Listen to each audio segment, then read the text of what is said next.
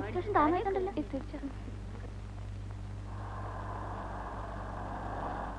പക്ഷെ ഒന്നും ചെയ്തിട്ടില്ല കേട്ടോ. കഷ്ടമാണ്. സെലക്ഷൻ കിട്ടാനാണെങ്കിൽ ഏതാടിയ പാർട്ടി? അതെന്റെ അങ്കിളിന്റെ സണ്ണ. അതെ അതെ, ഞങ്ങളും കുറെ അങ്കിളുടെ മക്കളെ കണ്ടിട്ടുണ്ട്. ചുമ്മാ നാണിച്ചു നിൽക്കാതെ വാ. ജസ്റ്റ് മിനിറ്റ്, ഇപ്പൊ വരാം. ഈ ഫോർമാലിറ്റീസ് ഒന്നും വേണ്ട, ഞങ്ങൾ പോയേക്കാം.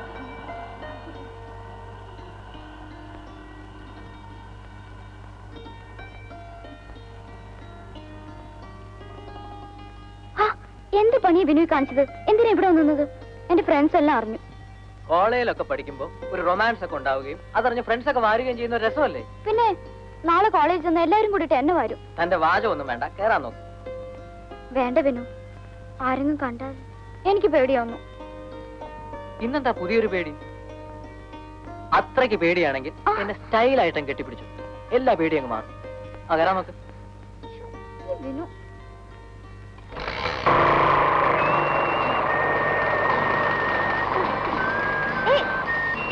എന്തായത്?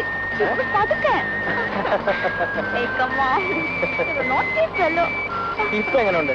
ഒരു സുഖമൊക്കെ ഇല്ല. ഇനി തന്നെ ഇറക്കി വിടാമെന്ന് വെച്ചാൽ ചട്ടക്കിടിച്ചാൽ പോലും താൻ ഇറങ്ങത്തില്ല. അതാ ആമ്പിള്ളാരുടെ ഒരു കഴിവ്, മനസ്സിലായി?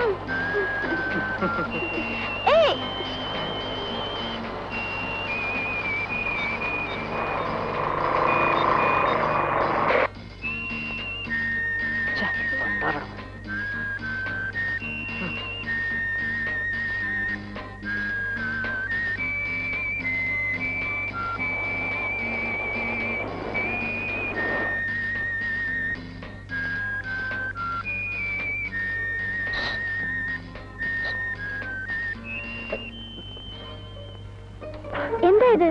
വിനു, എന്താ ഇത്? Vinu, what's wrong?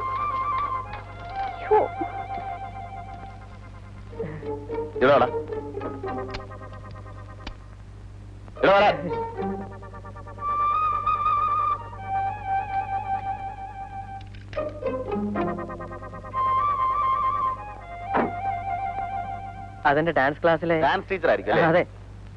എടാ, മുലപ്പാലിന്റെ മണം മാറിയിട്ടില്ലല്ലോ, അതിനു മുമ്പ് തുടങ്ങിയോ? ചേട്ടാ അത് മാറിക്കടാ അങ്ങോട്ട്. മാറിക്ക കൊച്ചേ, എന്താ നിന്റെ പേര്? എവിടാ നിന്റെ വീട്?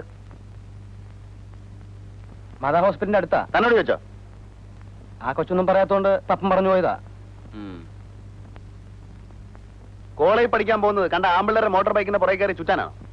കാര്യം ഇവനെന്നെ അനിയാണെങ്കിലും ഇവനെയൊന്നും കുടിച്ച വെള്ളത്തിൽ വിശ്വസിക്കാൻ കൊള്ളില്ല. വിശ്വസിച്ച് പോയാൽ കുട്ടിയുടെ ലൈഫ് സ്പോയിലായി പോകും.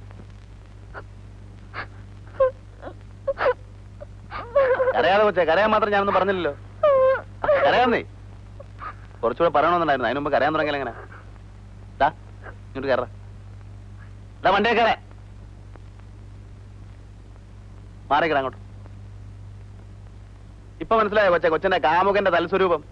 നിന്നെ പെരുവഴിയിൽ ഇറക്കിയിട്ട് പോകാൻ പോലും ഇവൻ മടിക്കല. ഇതിന് എവിടെന്നാ പിടിച്ചെന്ന് വെച്ചാ അവിടെ കൊണ്ട് ഇറക്കി വിട്ടിട്ട് വേണം വീട്ടിൽ വരാൻ. മനസ്സിലായോ? എന്താ തനിക്ക് പോണോ? വേണ്ട. എന്നാ വണ്ടി വിട്. ഗേറ്റ് തുറന്നിട്ടില്ല. കൊച്ചാ നല്ലോണം പിടിച്ചിരുന്നോണേ.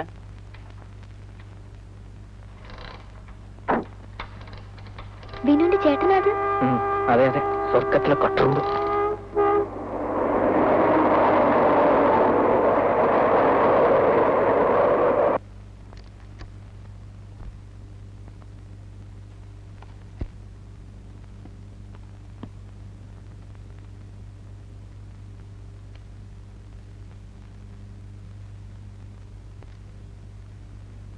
സാർ കാപ്പി.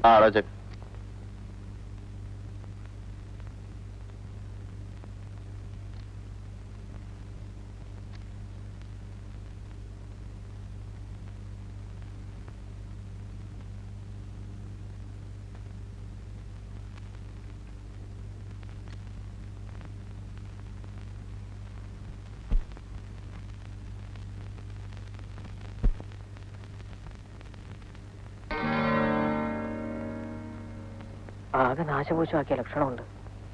ഡാഡിയോട് പറഞ്ഞു കാണോ?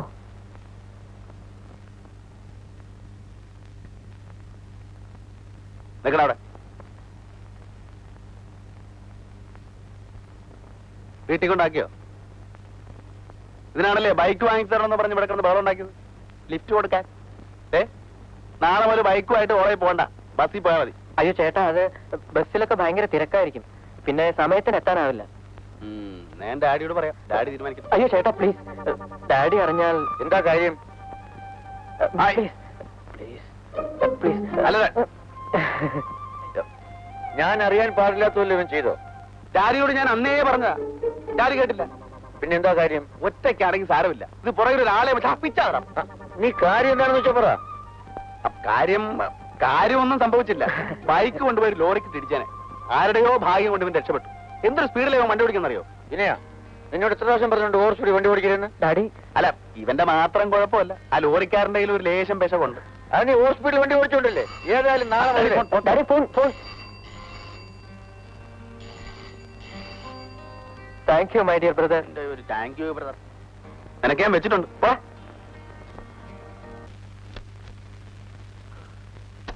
ഇന്ന് എല്ലാ മൂടും പോയി.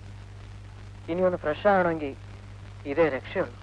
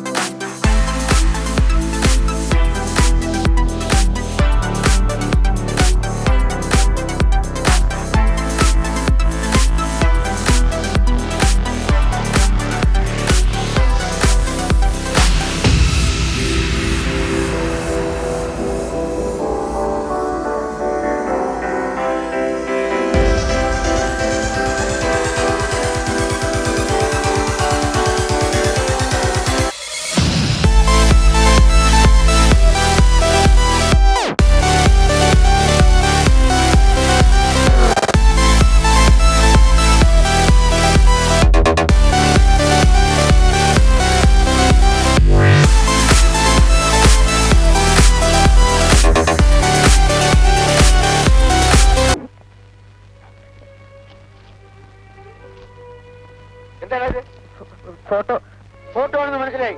ഡാഡി, ഇത് ഹിന്ദി സിനിമയിലെ സൂപ്പർ സ്റ്റാർ.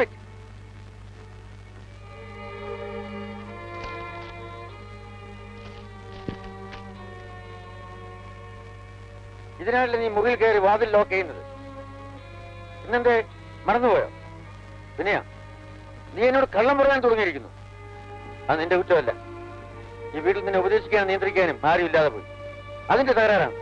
എല്ലായിടത്തും കൊണ്ട് കത്തിച്ചുകളാം.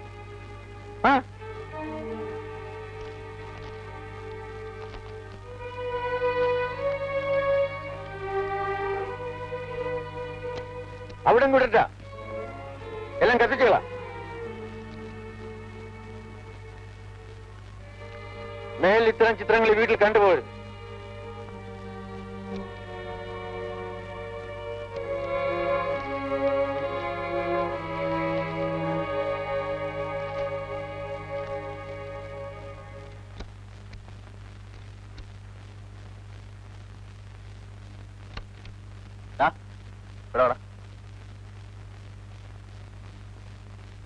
നീ എത്ര വയസ്സിൽ തുടങ്ങിയടാ ഈ പ്രേമവും ശൃംഗാരവും ഒക്കെ? ചേട്ടാ, ഇവിടെ ഇനി അതും ഇതും പറഞ്ഞ ഡാഡി കേട്ടാലുണ്ടല്ലോ. കേൾക്കട്ടടാ.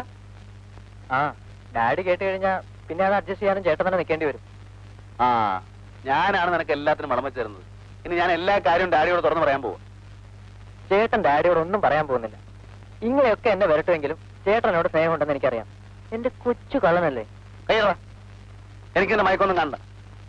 ചേട്ടാ, ഇന്ന് ഏതവനെയാ കണി കണ്ടത്? എടാ, കണി കണ്ടതിന്റെ കുഴപ്പമില്ല, നിന്റെ കയ്യിലിരിപ്പിന്റെ കുഴപ്പമാണ്. ഞാനിപ്പോ എന്ത് തെറ്റെന്നാ ചേട്ടൻ പറയുന്നത്? അപ്പൊ അവനൊന്നും അറിഞ്ഞിട്ടില്ല, പച്ചപ്പാവം. ഏതാടാ പെണ്ണ്? അത് സർക്കിൾ ഇൻസ്പെക്ടർ മിന്നൽ മാധവൻ നായരുടെ മകളാ. കൊള്ളാവല്ലോ. ഇടി പാഴ്സലായിട്ട് വരാൻ പറ്റിയിടത്താണ് എന്റെ അനിയൻ ബന്ധം വെച്ചിരിക്കുന്നത്. നിന്റെ യോഗം. എന്താണ് അവളുടെ പേര്? കല. തലേ? അല്ല, ശശികല. അവൾ നിന്റെ കൂടാണോ പഠിക്കുന്നത്? അല്ല, സെന്റ് തെരേസാസില. ആ പിന്നെ കളിക്ക് ഡാൻസ് പറയാം. അത് ശരി, അതാണ് സാറ് രാവിലെ തലയിലും കിട്ടി ഡാൻസ് പഠിക്കാനാന്ന് പറഞ്ഞു പോകുന്നത് അല്ലേ?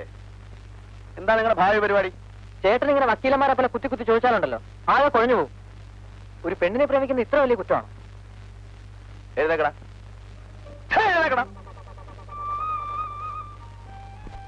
എന്താണ് നീ ചോദിച്ചത്? പ്രേമിക്കുന്നത് കുറ്റമാണോ? നിന്റെ പ്രായം കഴിഞ്ഞിട്ട് തന്നെ ഞാനും ഇത്രയായത്. പ്രേമത്തിന്റെ ഗുണവും ദോഷവും ഒക്കെ എനിക്കും അറിയാം. എന്റെയൊക്കെ പ്രായത്തിൽ ചേട്ടൻ ഇങ്ങനെയൊന്നും സാധിക്കാത്തതിന്റെ ജലസിയാണ് ഈ കാട്ടിക്കൂട്ടുന്നത്.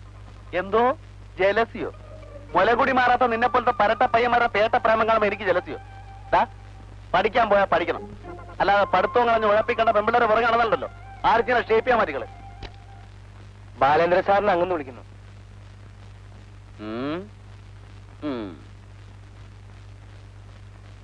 ഡാഡിയുടെ അടുത്ത് ചെല്ലുമ്പോ കവാത്ത് മറന്ന പോലീസുകാരനെ പോലെ എല്ലാം മറന്ന് നമ്മുടെ കാര്യമെല്ലാം വെച്ച് കാച്ചു.